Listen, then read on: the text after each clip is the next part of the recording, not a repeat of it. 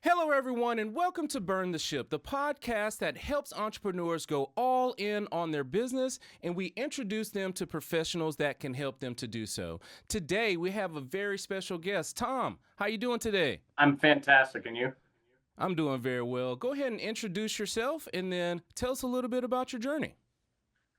Yeah, so Tom Shinners, I'm the CEO for Infinite Wireless. Man, my journey. Went to Colorado State University, graduated there back in '93. And from then on, I've been involved in numerous industries, everything from marketing all the way back to telephone book sales, insurance, Nice. truck rentals. Got very involved through multiple aspects of IT and telecommunications and the combination thereof as we find it today over the last 30 years plus. Wow, 31 years, something like that. So an interesting ride. Learned a lot along the way, and was in insurance for a brief period, a couple of years, and realized that really insurance doesn't change. So I got kind of bored with it and was doing a lot of the IT and infrastructure with the company and help. So that kind of got my beak wet, if you will, trying Mm-hmm. to work from that standpoint.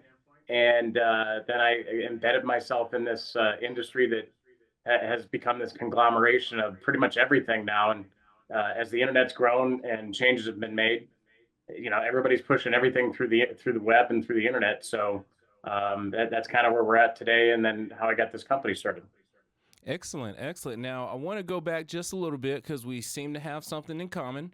You said telephone book sales. I was working with old school Ellen Berry, and I was selling the yellow pages. Is that what you were doing, or which company were you with? Yeah, I was with Telecom USA, so Okay, they were kind of the offshoot. They were the second brand that always came in on the backside of whatever the Bell companies had at the time.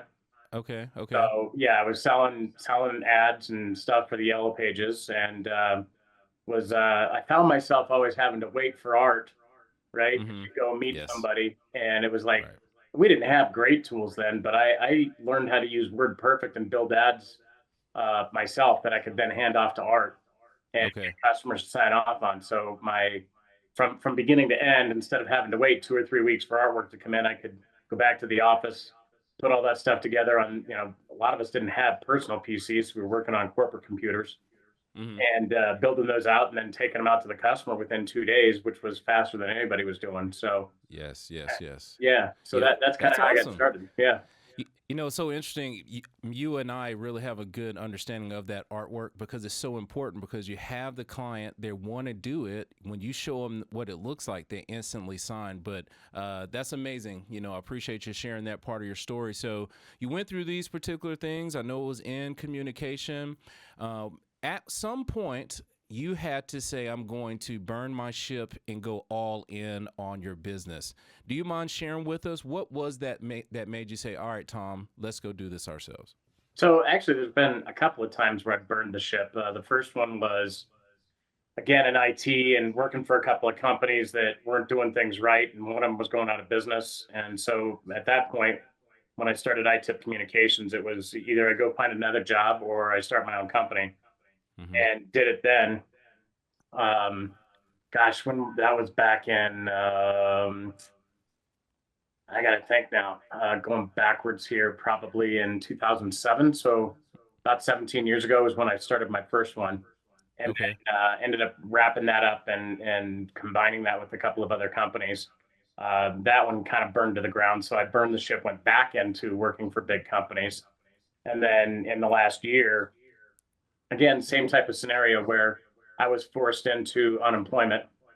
Company wasn't doing very well, and so they were making a shift with how they were going to do things and laid me off. And so I was like, all right, where are the biggest problems that I've continued to see over the last 5, 6 years? And decided to build this company on a product set that's focused on wireless and LTE with multi-carrier built into the back end, and remove that question as to which carrier I need to connect to or which contracts I need to Mm-hmm. maintain and stuff like that in order to Right. focus on businesses.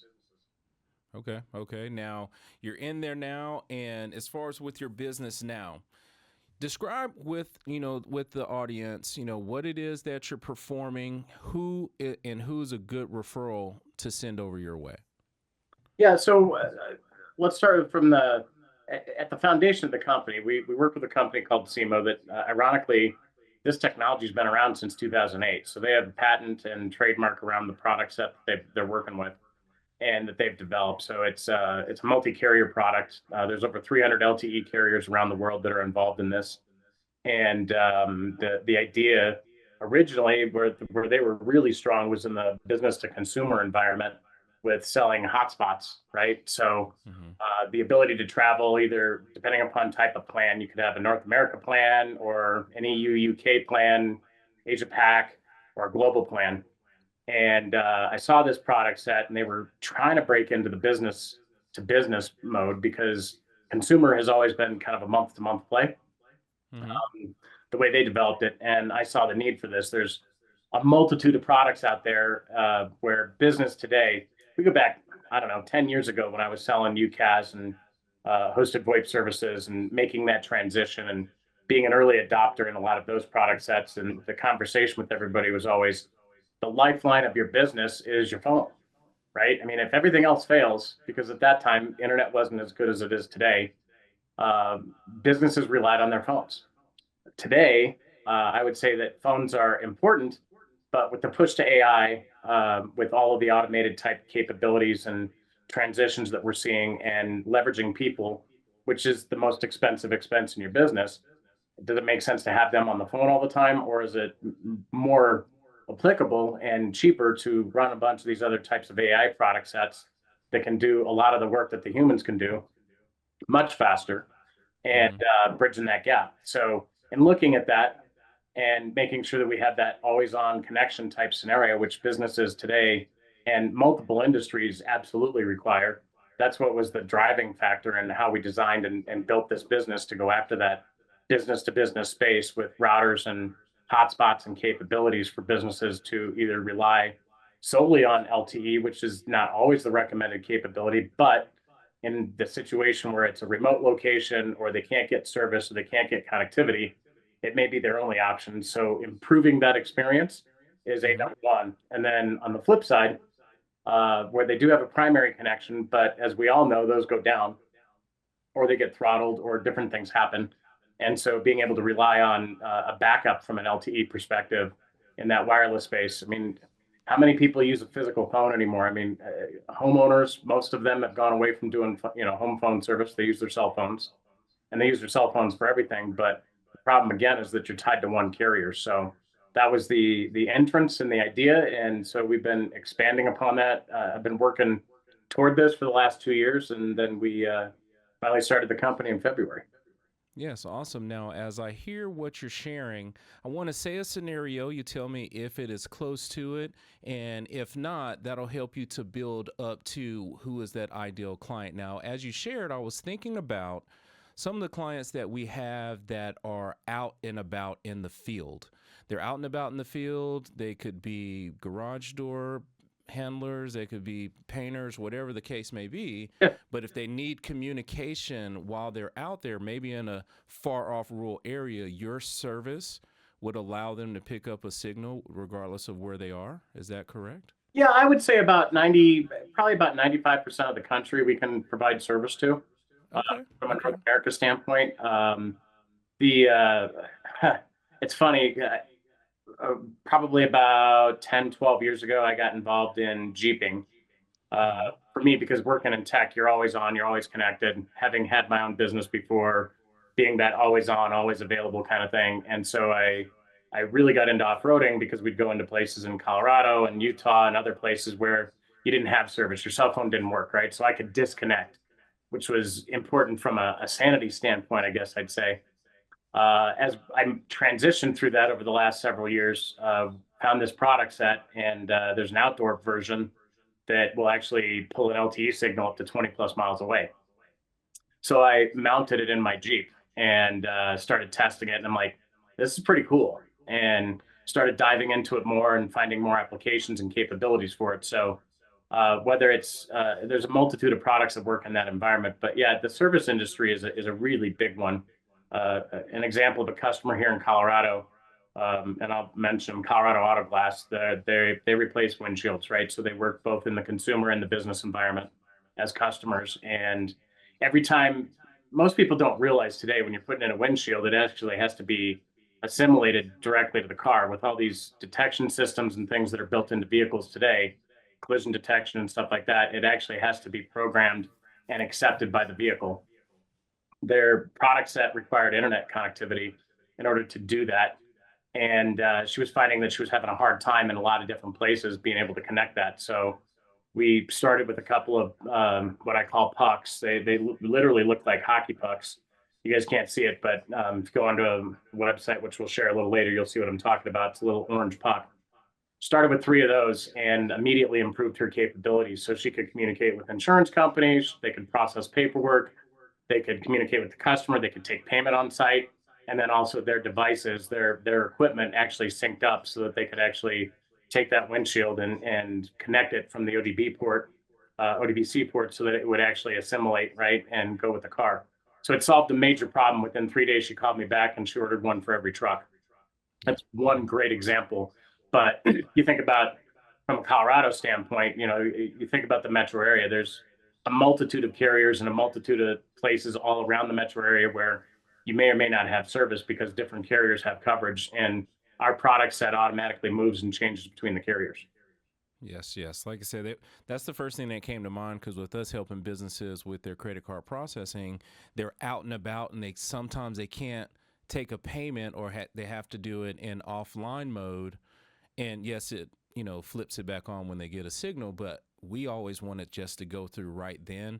And when you explained it, that's what made me come up with that scenario. So Yeah. definitely appreciate you painting that picture on that. Another thing I want to ask. Actually, let me touch on that too. So you were Oh, talking yeah, about yeah. taking payments, right? So Yeah. in that POS or point of sale environment, food trucks, that's been a big one. I know Mm-hmm. there's a ton of them here. There are across the country. There's all kinds of shows on TV about them now. But Mm-hmm. and in retail and in restaurants, same type of scenario. If it's not making the connection, after 3 times, most of those systems automatically approve the transaction.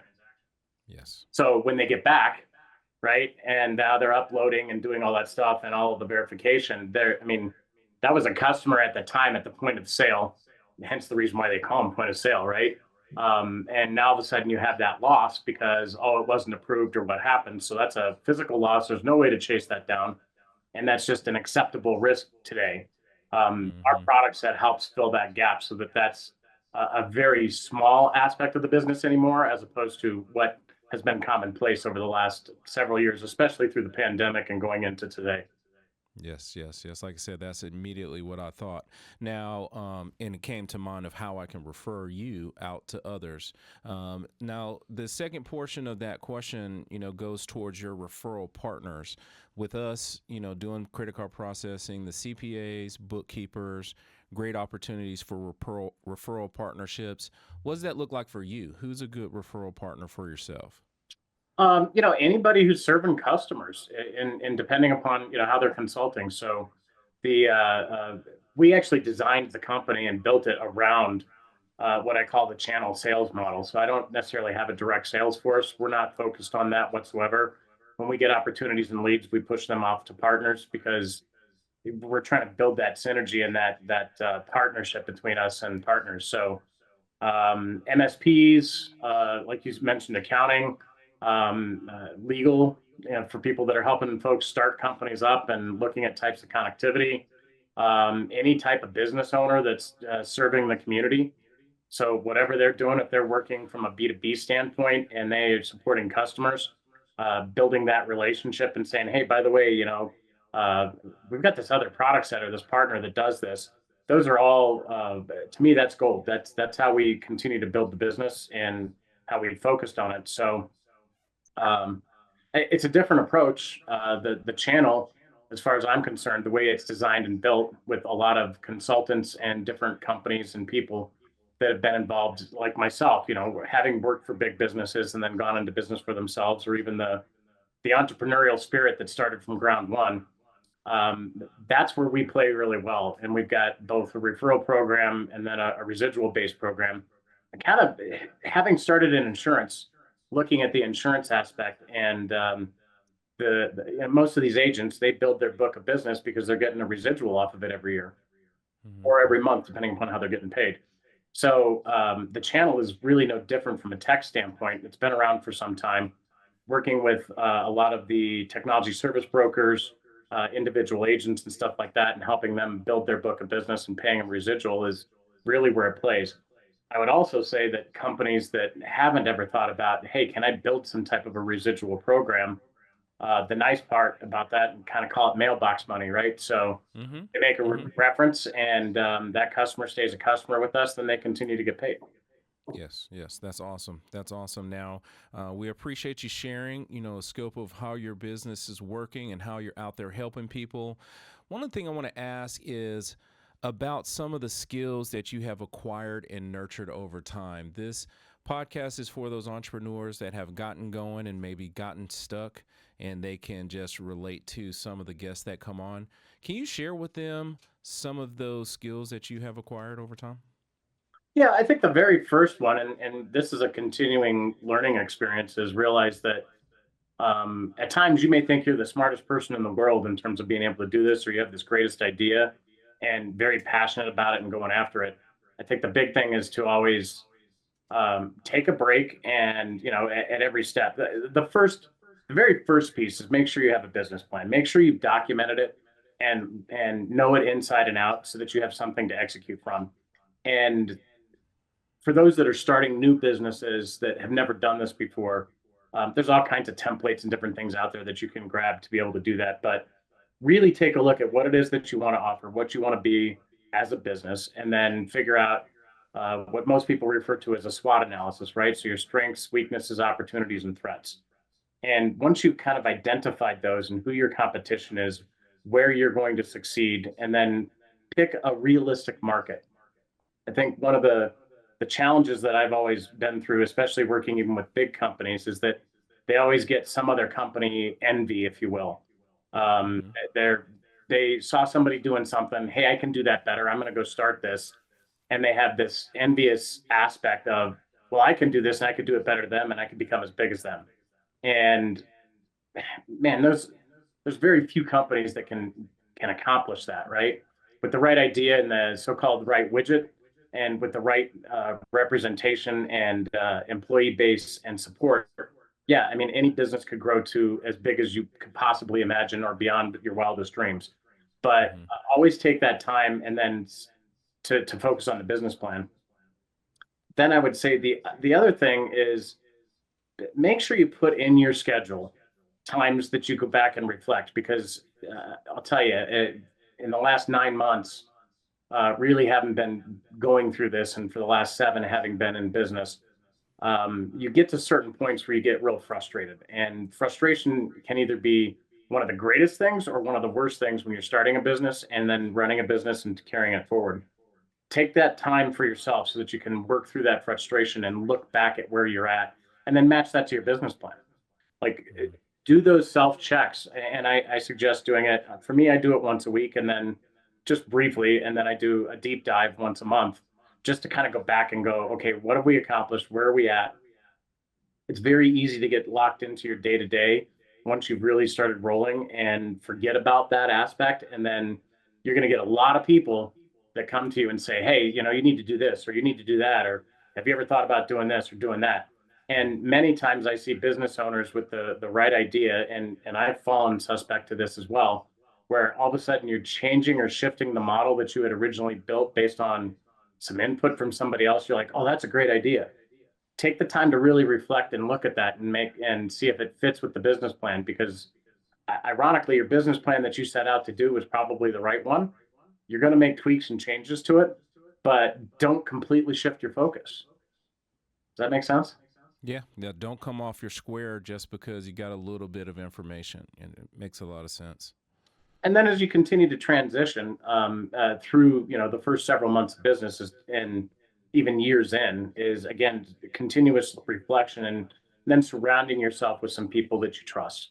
I Right. think that's the biggest, most important thing.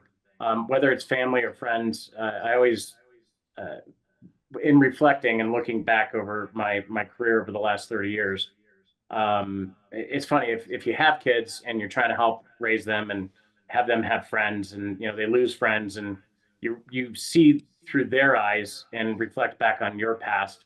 And it's the same thing as I've explained to my son, like with every company and with every business that I've ever been a part of, I've had these great working relationships and what I call my working family or your second family, right?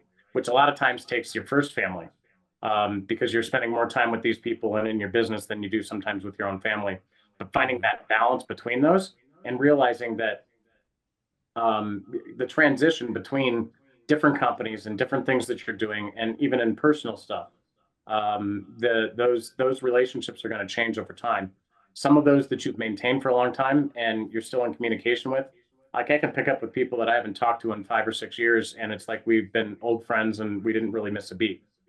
There's others where you don't have that. So finding that small group of people that you could reach out to and communicate with, especially when you're hitting those frustration points or a point where you're like, oh my God, what did I do?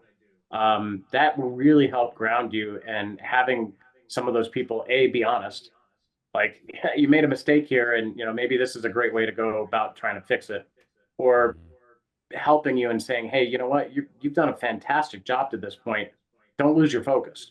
And you need both sides of that. If you don't have that, then I highly suggest that, I mean, there's all kinds of coaches and mentors and folks, businesses types for hire.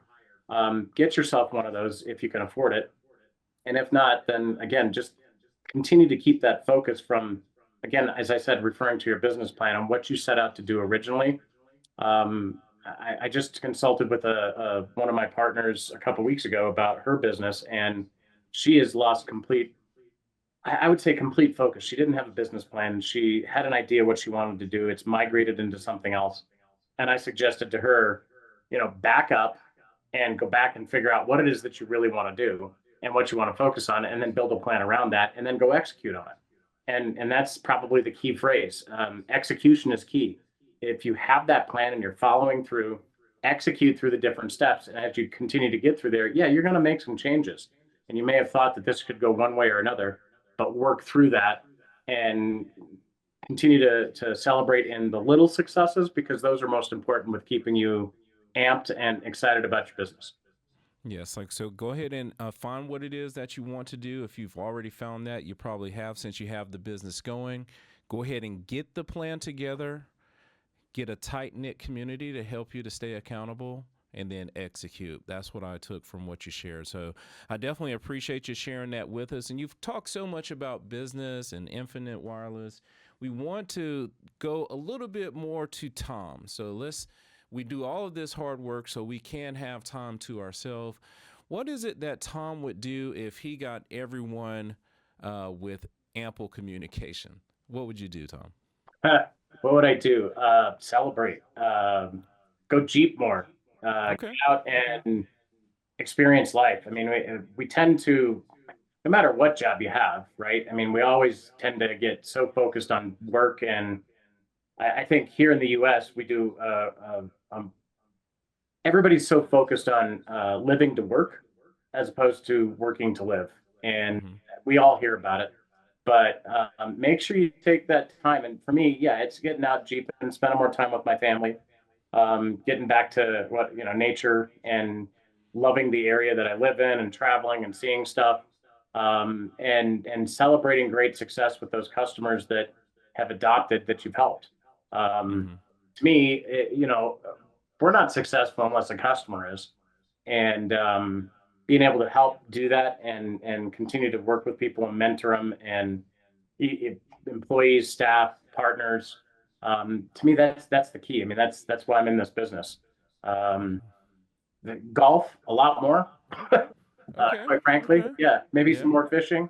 I don't get to Okay. do that enough, but yeah, I mean, again, celebrating life and enjoying the fruits of our labor, I think, is most important. Okay. Oh, excellent. It seems like you would get outside some more. I see. Enjoy this nature we have. Now, Tom, if someone had more questions about how to make sure they had, reliable communication source, or had questions on some of the skills you share, what's the best way for people to get in contact with you? So a couple different ways. One, you can always reach out to me on LinkedIn. My profile is at Tom Shinners. So LinkedIn.com/IN/Tom. Shinners, Shinners. They can find me on LinkedIn that way. You can go directly to our website, which is infinite-wireless.com. You find a phone number on there. They can send an email directly to our company. So they could send an email to partner. I think it's partners@infinitewireless.com. They can send an email to me, which is tom.shinners@infinitewireless.com as well. And then I can either work with them or get them associated with folks in our team that can help from that standpoint. Those are probably the easiest ways to get a hold of myself and folks within our company.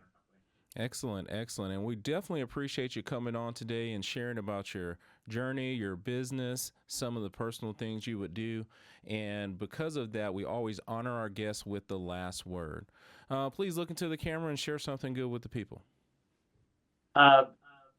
Dreams are made for everything, right? I mean, that's why everybody has dreams. Don't lose sight of your dreams and continue to focus on things that make you happy. If you're not happy within your job, if you're not happy within different aspects of whatever you're doing within your life, change is the hardest thing to do. But take the time, take the effort, back up. I always do a checklist, right? Pros and cons, and figure out a way to put yourself in a better way. Your health depends upon it. Your friends and your family depend on you, whether or not people believe that. When you get lost, ask for help. I think that's the biggest thing. It's really difficult. As my wife says, when we travel all the time, guys don't like to stop and ask for directions. And I think that's just, in general, kind of a rule of thumb. But humble yourself. Take that time, ask for help when you need it. And you'll be surprised when things just come out of the woodwork and can help you when you have times of need. Thank you so much for those wise words, Tom. We truly do appreciate you coming on today. Thank you so much. Hey, absolutely. My pleasure. Thanks, guys. Hey, and to everyone watching today, be kind and thanks.